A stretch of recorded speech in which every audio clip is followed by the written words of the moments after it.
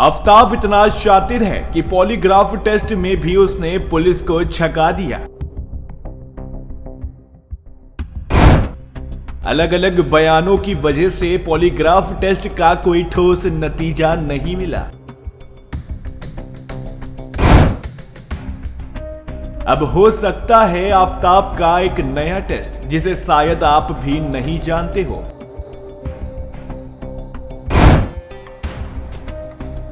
नया test brain mapping. आखिर brain mapping test क्या है, कैसे होता है ये टेस्ट?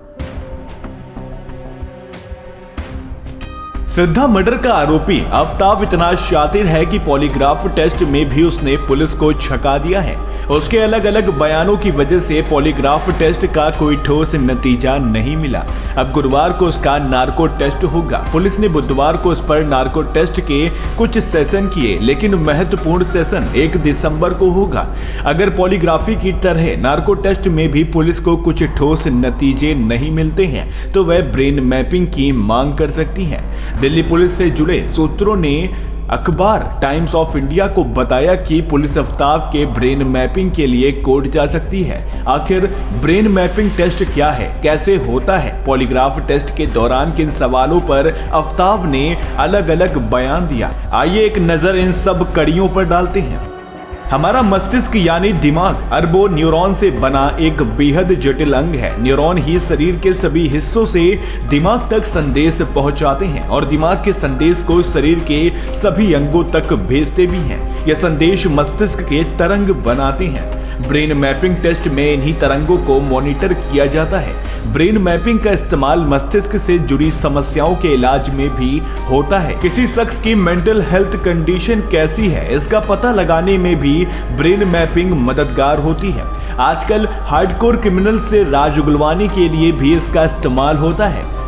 इसमें जिसका टेस्ट करना होता है उसे एक हेलमेट नुमा हेडबैंड पहनाया जाता है। हेडबैंड में सेंसर लगे होते हैं जो दिमाग की हलचल को मापते हैं। जिस शख्स की ब्रेन मैपिंग होती है उसे किसी तरह का केमिकल या इंजेक्शन लगाने की जरूरत नहीं होती है। सेंसर लगा हेडबैंड एक उपकरण से जुड़ा होता है जिसे ब्रेन फिंगरप्रिंटिंग डिवाइस कहते हैं। ये इलेक्ट्रोएन्सेफेलोग्राम के इस्तेमाल के जरिए शख्स के मस्तिष्क के इलेक्ट्रिकल बिहेवियर का अध्ययन करता है। फॉरेंसिक एक्सपर्ट व्यक्ति के सामने क्राइम से जुड़ी चीजों की तस्वीर और वीडियो और आवाज को सुनाते हैं। ब्रेन मैपिंग में वीडियो, फोटो और ऑडियो आरोपी के सामने लगे सिस्टम पर दिखता है। इन्हें देखने सुनने के बाद आरोपी के दिमाग में क्या प्रतिक्रिया होती है उसे फॉरेंसिक एक्सपर्ट मॉनिटर करती हैं। मशीन पर आ रही तरंगों को देखकर ये पता लगाया जाता है कि वह कितना सच या झूठ बोल रहा है।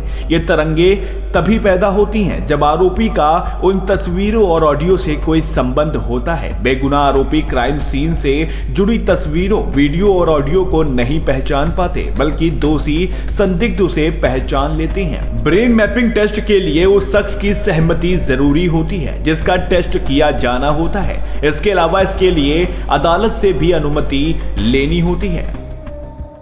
आफताब का पॉलीग्राफी टेस्ट पूरा हो चुका है। इस टेस्ट के 5 सेशन के दौरान उसने कई अहम सवालों पर अलग अलग और विरोधाभासी बयान दिए हैं। अपने live in partner Shraddha Volker की हत्या के बाद लाश के टुकड़े करने के लिए किस हथियार का इस्तेमाल किया, लाश के टुकड़ों को कहां फेंका। पॉलीग्राफ टेस्ट के दौरान इन सवालों पर आफताब के बयानों में पुलिस को गड़बड़ी दिखी है। एक सूत्र ने अखबार टाइम्स ऑफ इंडिया को बताया कि पॉलीग्राफ टेस्ट के दौरान आफताब कई सवालों पर चुप रहा। उन्होंने बताया, पॉलीग्राफ टेस्ट के दौरान जब उससे ये पूछा गया कि उसका श्रद्धा से क्या रिश्ता था, क्या वह उसे अक्सर मारा पीटा करता था और ड्रग पेडलर से उसके क्या लिंक हैं, तो वह चुप्पी साधे रहा। आइए जानते हैं नार्को टेस्ट के दौरान पुलिस का फोकस किन सवालों पर रहेगा। श्रद्धा की लाश के टुकड़े करने के लिए किन हथियारों का इस्तेमाल किया, हत्या में इस्तेमाल हथियारों को कहां ठिकाने लगाया, श्रद्धा का मोबाइल फोन कहां है। आफताब ने दावा किया है कि उसने मोबाइल को मुंबई में फेंक दिया था। उसने श्रद्धा की लाश के 35 टुकड़े क्यों किए? क्या श्रद्धा को उसका कोई सीक्रेट पता चल गया था जिसके बाद उसने उसे मारने की साजिश रची? आइए जानते हैं कि अब तक जांच में क्या मिला है।